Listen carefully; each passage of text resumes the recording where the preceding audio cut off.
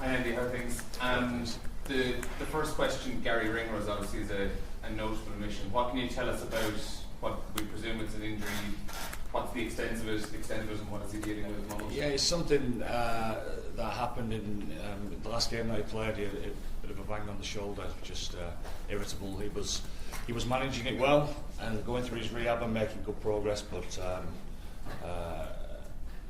just in retrospect, really probably a little bit too soon. So he's flown home yesterday with a few other lads, and he's into rehab. Hopefully, it's not too long of an injury, and back for the next game.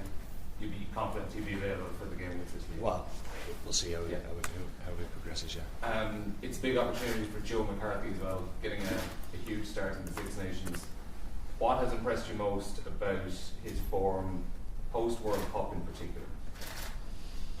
It's not post World Cup. It was during the World Cup as well, and before that actually. You know, it's what we see in training and progression, etc. And what the other lads see also. You know, he's a young fella that's on a mission. You know, he's there to take his chance and his opportunity when he can. And he tends to do that most days.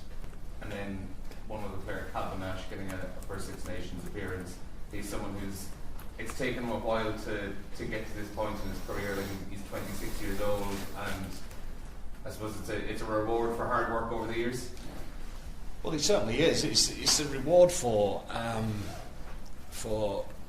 him coming into camp, understanding what that job looks like for him within our team, and going away and working on those bits. And he's been very good at improving most parts of his game, actually. I mean, it's a given, isn't it, regarding his work rate, etc. But his work off the ball and his work with ball in hand and finding a way to make a difference and be that extra link in attack has really come on leaps and bounds. So again, all you need in life is an opportunity. It's a big one for Kelvin. Andy, obviously Joe's presence and also the 6-2 split on the bench, notable. Just maybe explain that decision to us. Well, it's what we feel is the right thing for this game. I mean, you know, we all know it's going to be a war of attrition. Set piece is premium in any game that you play against France. The big men, size of the pack, and they're very accurate as far as the set piece is concerned. But not just that, with where we're playing, the conditions and the type of game that France can also play in the broken field type game, we think it's going to be a fast game as well. You know, so if you look at our bench, the power and pace that we've got within that pack to come on and finish the game strong is something that we think will work in our favour this time around. There's been so much discussion obviously about Johnny moving on and what he leaves behind in so many aspects. Just in terms of the style of play that he was so influential in, do you, by necessity, will we see a change in Ireland's style of attack without Johnny in going forward? No, I don't think so. I think what we worked hard with Johnny over the last 4 years was everyone around him taking responsibility. I certainly feel anyway that we've come on leaps and bounds in that regard. You know. No longer are we just reliant on the 10 to steer the ship. You look at the progression in the last 4 years that Hugo Keenan's made, or Mac Answer's made, or James Lowe's made. Robbie Bundy, as far as his organisation and his skills, has gone through the roof. So we've worked hard to get to that point, and hopefully that'll continue. Ronan O'Gara said yesterday that if Ireland were to win this game, it would rank up as one of the great Irish victories.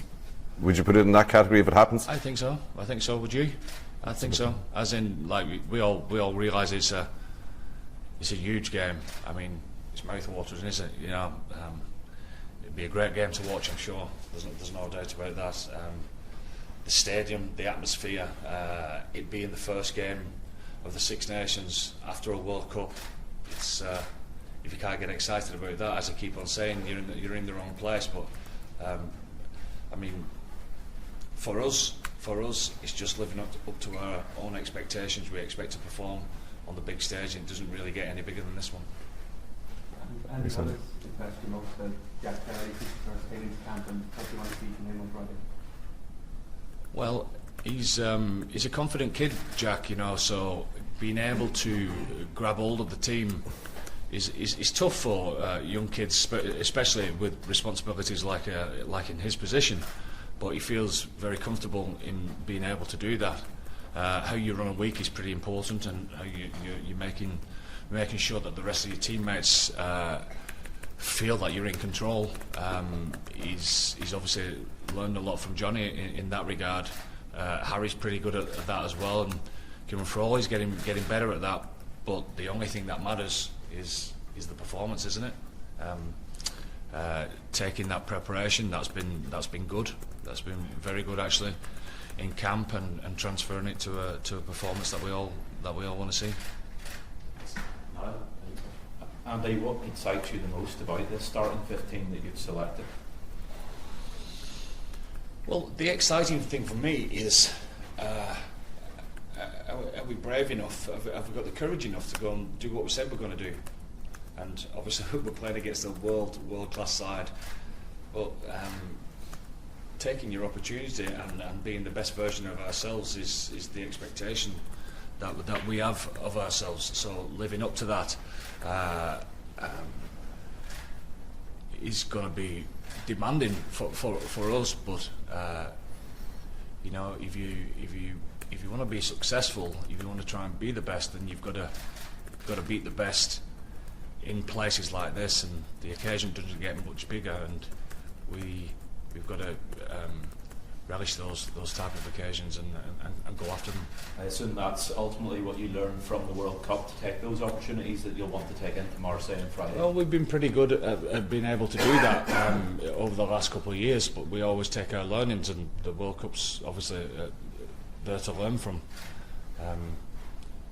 You know, we've been away for a break for some time, and this is the first game, and so is France. So again, it's about our preparation, which has been pretty good actually, and transferring that to the performance on Friday night first up.